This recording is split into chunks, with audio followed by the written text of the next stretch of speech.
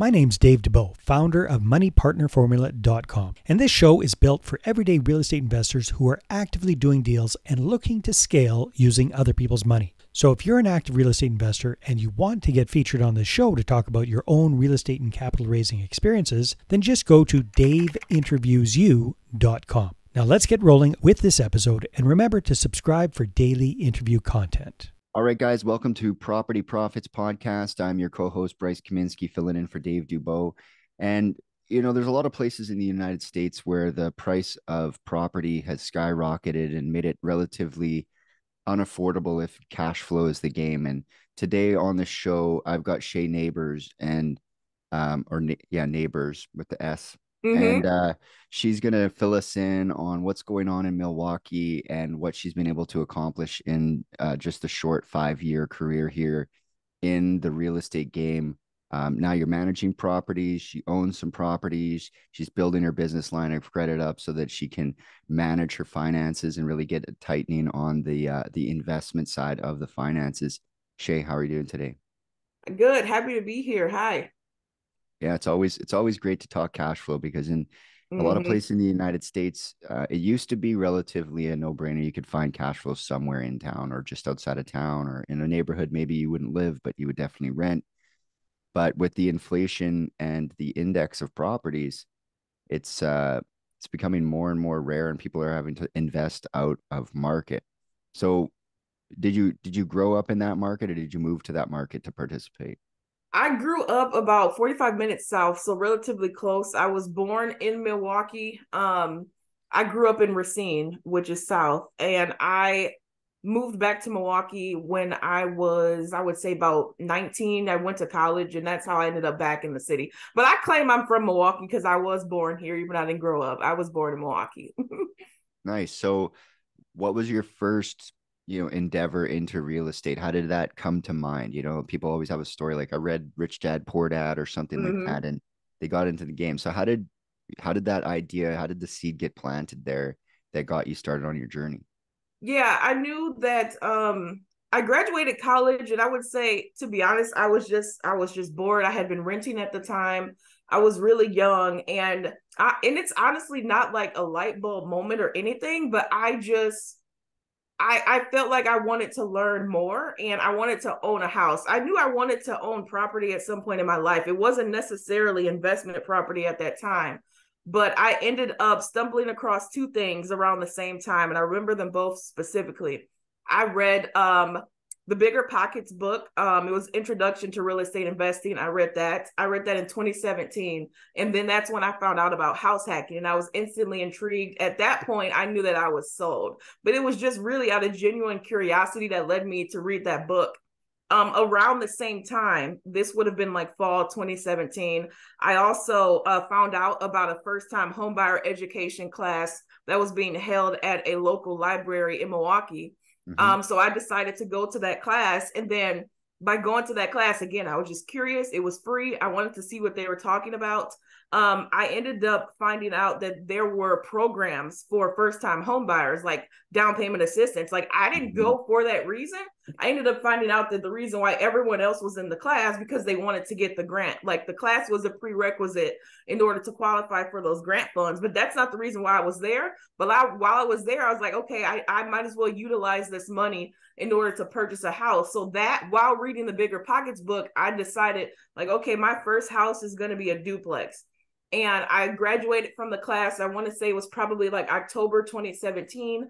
I got pre-approved not too long after that. It would have been like November, December of 2017. I ended up finding my very first house in February of 2018. It was a duplex. And I got $6,000 to buy that house. So I had very, very little out of pocket. I want to say it was probably like $3,000 or $4,000 out of my own money I had to pay. And I saved up a significant amount more than that. So it was like, okay, now I've got reserves afterwards. And like, once I got my keys, I remember the day I was standing in my living room of the duplex. I had tenants upstairs. I was occupying the lower unit. And I just remember getting my keys, and I was crying because I could not believe that I did it. because I was the very first person in my family to buy a house. I didn't have uncles, grandparents, mother, father, like no one in my circle had ever owned property. So I had to really teach myself the process of how to do it by going to the class, reading the Bigger Pockets book, and really utilizing those resources. And once I got my first house, I immediately wanted to do it again. And I did it 12 months later. I bought a foreclosure in 2019 that was a really, really big success story, because then COVID happened and the market appreciated, and that foreclosure ended up about like doubling in value in like less than 24 months. So I was able to kind of going really, really fast, but then I was able to get a HELOC on that property. And as you can see, now I can use those funds to start buying other properties. And I really, really took off in 2021, because I bought 2 properties that year. And then last year in 2022, I bought 3 or 4, I don't remember. So I've just been kind of like multiplying each year. I'm buying more and more properties, but that's really how I started. My strategy really hasn't changed. I'm still a buy and hold investor. For the first 2, 3 years of my career, I really was living in the property, again, utilizing those down payment assistance programs, the owner occupancy loans, and I was able to really scale that way by utilizing those programs. Yeah, those commonly overlooked when people are starting. They go to a weekend seminar or something where they're just like, go raise money, but you can get into the first property with assistance. You know that they want people to get into their first property, and so there's lots of programs. There is, you know, that people just aren't taking advantage of. So it's very, very you know, great advice to the people listening at home is go and see what you're available for, because research doesn't cost you anything. That's the bottom line, is like, it doesn't cost you anything to find out if you qualify, but it certainly can cost you by not qualifying and not taking advantage of it. So I agree. Now that you've got a handful of properties under your belt, and you're thinking, you know, this is working out well, what are you working on currently this year? What's been keeping you busy? I would say between last year and this year, my goal was really to get more doors. So now I'm at either 14 or 16. I don't remember, because I sold one recently, but I'm at about 16 doors. And I would say I probably want to buy one more property, like between this year and next year. I see one more property, because then I'll be at the cash flow goal that I see for myself. But other than that, I want to focus on bigger projects. I really want to do a flip in 2024. I also want to look at larger multifamily properties, because I have the opportunity now. I'm grateful where I do have the capital available to fund like a larger down payment or renovation project, whatever. So I really want to go into really bigger projects and use all of the experience that I gained so far in order to do that. That's goal number 1. The second goal is to really assist more first-time home buyers, first-time investors. That's my niche, because in 2021, I got my real estate license, because I just found myself having the knowledge that I needed. I was basically finding all of my own deals. Having a real estate agent really wasn't necessary for me at that point. I know how to do all my own analysis. I can, you know, run the comps, and I know what I'm looking for. So I really got my real estate license to be closer to the properties. But I found that I was really, really good at helping buyers and sellers, and people were naturally coming to me, because they're like, Shay, how do you do it? How did you get all these properties? How are you doing it? Because another thing I didn't mention is I'm still like a full-time 9-to-5er. Like, this is all things that I'm doing in addition to my job. Thankfully, my job has a lot of flexibility, but if I wasn't able to leverage that W-2 income, which is like gold to the banks, I really wouldn't have gotten that far. So that's really the strategy that I teach: how to leverage your job, how to build passive income, especially now with the cost of living, inflation. Like, I really do think it's a necessity to not be dependent on one source of income, because that's how I was able to get very far. Like, I would not be able to have the lifestyle that I have today if I wouldn't have started investing in real estate. So I really am trying to educate, because again, I'm the first from where I'm from. People do not do stuff like this from where I'm from. So I've been grateful to be able to educate and have a lot of people to mentor, to be able to teach them the same strategies that have made me successful. Are you planning to maintain your W-2, or is it becoming, because a lot of what happens, I find, is that it reaches a point where it starts costing you to maintain the job, because you start moving towards like I Yeah, could be doing $1,000 an hour activities, but when you're I right. calculate my salary, I'm sitting in this desk for, like, let's say 35 or $40. So Yep.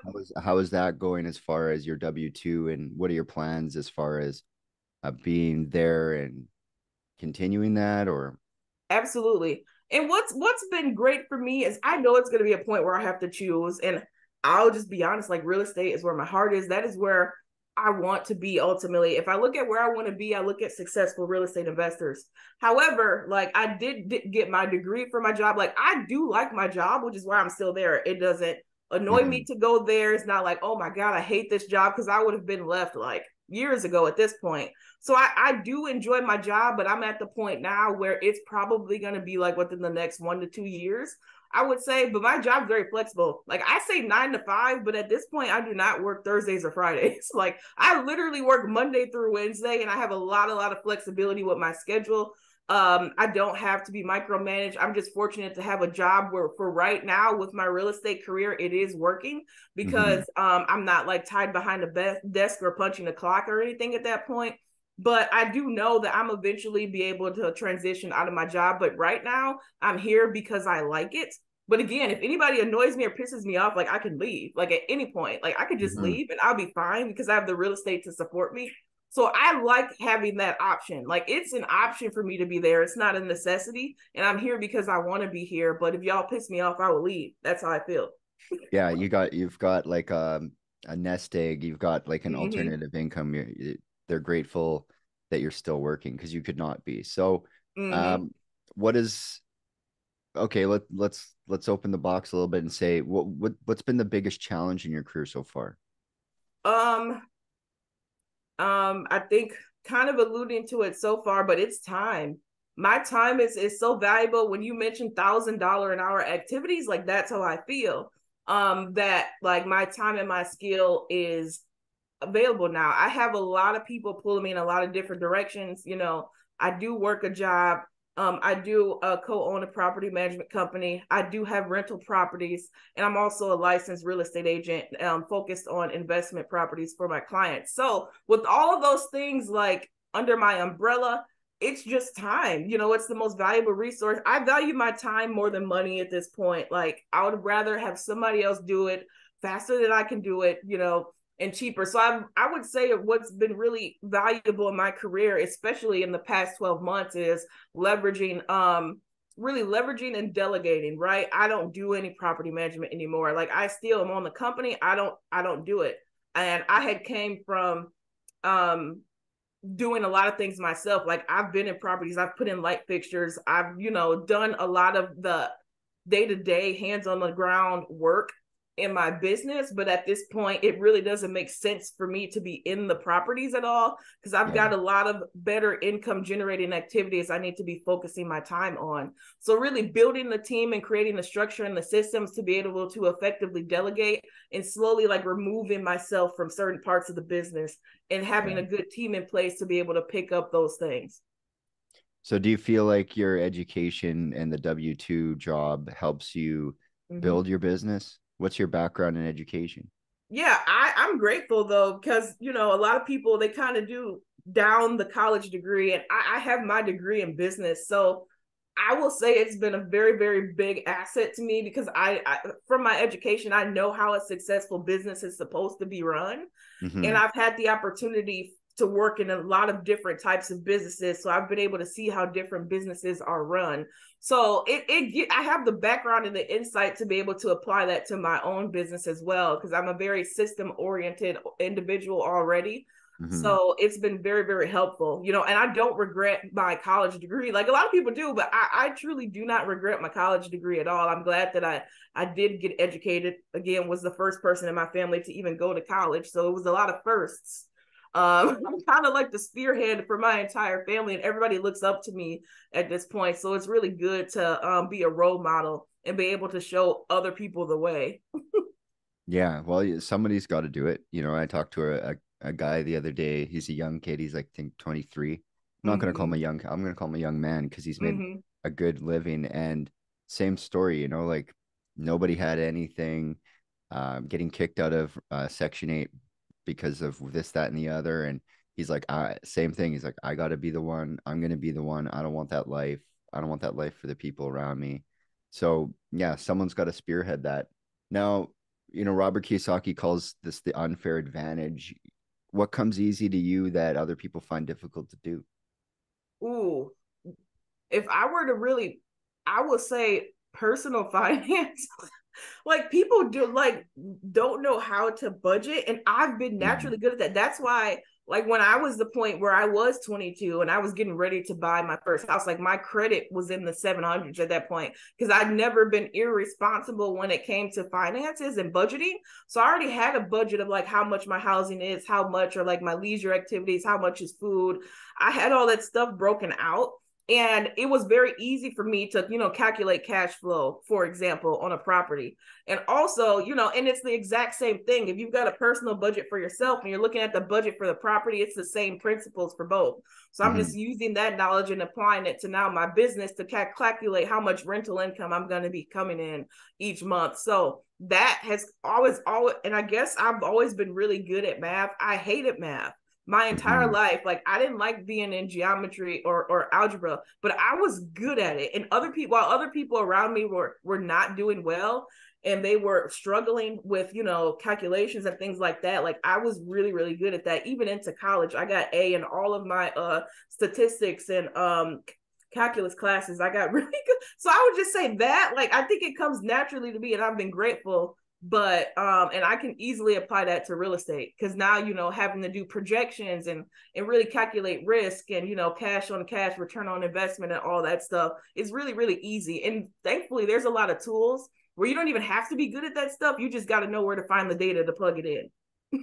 Now yeah, definitely, like, that sort of financial responsibility can bleed into your business. You can't be like, oh, I'm going to get into real estate and be rich if you weren't balancing your budget in the first place. You'll just Mm-hmm. end up having property and being broke still. So, what are you doing right now to fund your deals? I know before the show, we talked about business financing, which is an emerging topic especially for small multi and even large multi. So, um, tell the people at home a little bit about what you're doing right now to fund your deals.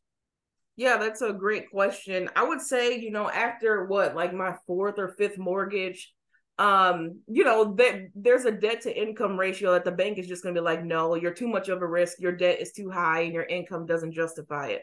So what I really wanted to do was, I heard about business credit and I decided to go ahead and build my business credit. I made that my goal. And early last year, in early 2022. So I decided to build my business credit, and I ended up building about $250,000 in business credit lines. And what I was able to do with that money is eliminate the bank, right? Because when you say you have a subject property, you like it, you want to put an offer on it, you're able to use that business credit line as cash so that you can really beat the competition, put down the offer as cash, completely cut out the bank. So there's no underwriting, there's no, conditional loan approval, there's none of that stuff. And you're able to close in like 2 weeks. Mm. And I was at the point in my career too where I had enough experience where I didn't need like a home inspection and I didn't need an Yeah. appraisal for all of that stuff. So I just completely eliminated all of that stuff.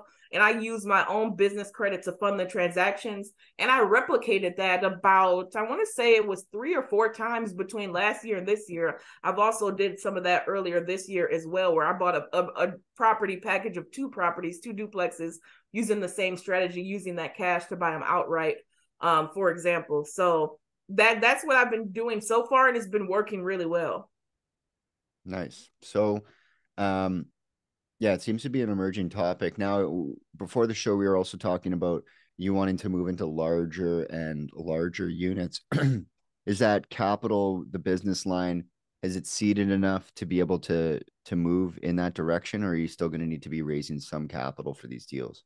I would say I'm maybe about 50, 60% there. I want to raise a little bit more capital before jumping into a very large project, just because I like to be very conservative in how I invest. Like I like for it always to be like buffer room in the middle so that I'm not, completely exhausting these funds, or, there's enough in there for things that may not be able to be predicted, Yeah. unexpected type things. So I would still need to raise some money, and I'm pretty confident that I can.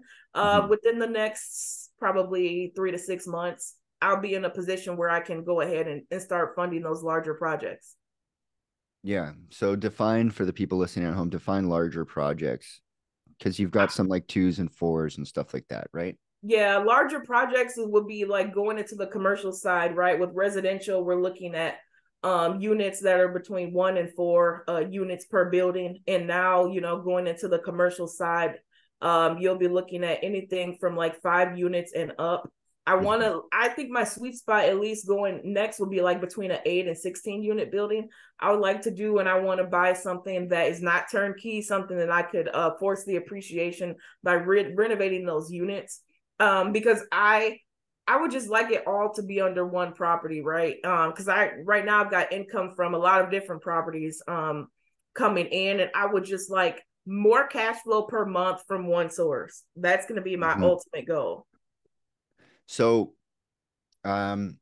we'd also touched on a little bit that you assist out of town investors to look at Milwaukee, because when we did the numbers, it's like 60, 70K a door, and the rents are 600, 700 when that's, kind of turnkey. So 1%ers are still in existence in Milwaukee there. And so how do you help people invest from out of town? They're like, oh, I'm in Colorado, I want to invest in Milwaukee.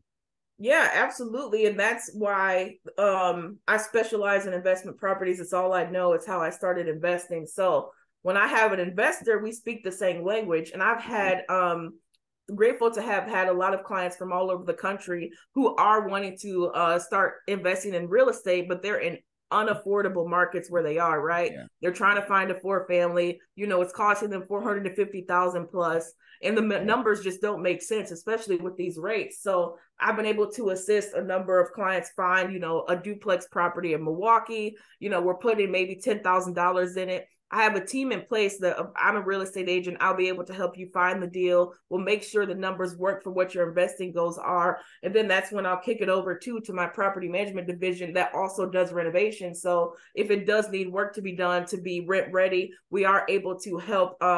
We are able to coordinate those projects and really get the duplex to a place where it is able to have tenants in there when it's time, when the renovation's over. What I've been grateful to have too in Milwaukee is, because I've been doing this for a while, we have a lot of programs that we work with, right? We have a lot of programs where if you got a nice 3-bedroom unit, this program will pay the tenants rent for 12 months and security deposit. They've been paying us double security deposits and stuff for these rentals. And of course they have to pass our background check. We're not just placing anybody in these units, but word gets around, hey, Acero Property Management have these units available, and we are able to place tenants in there very, very quickly, because we also have a wait list of about 5,000 people who are actively looking for a rental that we've been building up as well. So at this point, we have about 50 units under management. About 16 of them are my own. The other are for those out-of-state clients that I mentioned as well. So we really got the full service agency, right? We can help you find the property. We can help you renovate it. We can also place tenants in there and also provide property management services. Awesome. So if people want to reach out to you, if they want to find out more about what you do and how you can help them, what should they do? Yes, please reach out to me. I am happy to help. Best place will be my website. That is the REIPlatform.com. The REIPlatform.com. Also reach out on Instagram. Same thing, at the REI Platform. Okay. And I'm happy to help, and let me know what your investing goals are, and let's talk.